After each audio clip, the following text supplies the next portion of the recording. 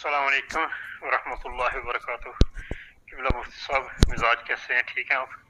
अच्छा, ये फरमाएं कि अगर नमाज के बाद इमाम साहब जो हैं वो इतना टाइम नहीं देते कि आदमी तस्बीहात फातिमा मुकम्मल कर ले, तो दुआ मांगनी शुरू कर देते हैं, तो अफजल क्या है कि आदमी अपनी जो है तस्बीहात फातिमा वो मुकम्मल करके और बाद में दुआ में शामिल हो, या तस्बीहात फातिमा उनको जितने भी पढ़ा है वो ख़त्म कर दें और इमाम साहब के साथ दुआ में शामिल हो जाए?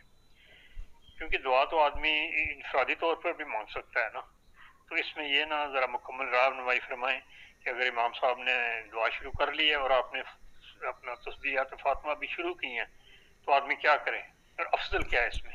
जज़ाकल्लाह। जी वालेकुम सलाम रहमतुल्लाहि व बरकातुहू। मोहतरम, आपका सवाल है कि इमाम साहब नमाज़ पढ़ा कर फ़ारग हो जाते हैं, तस्बीहात फ़ातिमा अभी हमारी बाकी होती हैं, तो इमाम साहब दुआ करा देते हैं, तो क्या किया जाए? दुआ मांग ली जाए या फिर तस्बीहात जो हैं उनको मुकम्मल किया जाए?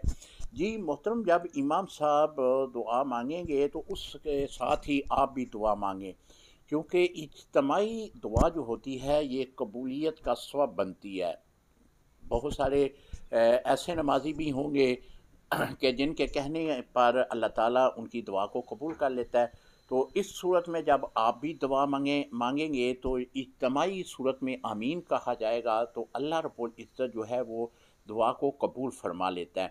लिहाजा इमाम साहब के साथ आप दुआ ज़रूर मांगें, उसके बाद आप तस्बीहात फ़ातिमा पढ़ सकते हैं। शरन इसमें कोई मज़ायका नहीं है। अस्सलामु अलैकुम रहमतुल्लाहि व बरकातुहू।